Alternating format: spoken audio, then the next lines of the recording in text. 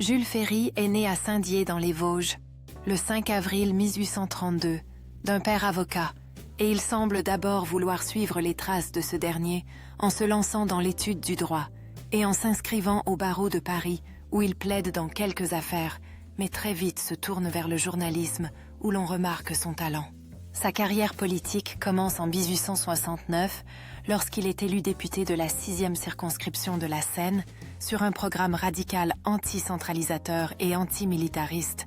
où il s'oppose d'ailleurs à la déclaration de guerre contre la Prusse. Après la défaite de Sedan,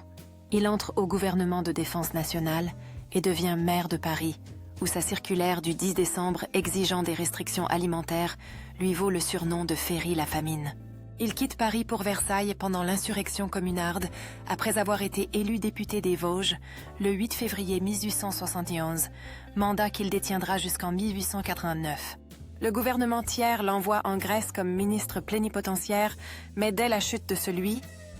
il revient à la Chambre, où avec Gambetta et Grévy, il devient une figure de l'opposition. Chef de la gauche républicaine, il fait naturellement partie des 363 députés et se fait remarquer par de violentes altercations avec le duc de Broglie et le général de Rochebouet après la crise du 16 mai 1877. Il meurt subitement d'une crise cardiaque le 17 mars 1893, après 21 jours de présidence du Sénat. Le décès de Jules Ferry laisse un vide immense dans le paysage politique, marquant la fin d'une époque et le début de nombreuses réflexions sur son héritage en matière d'éducation et de réforme sociale.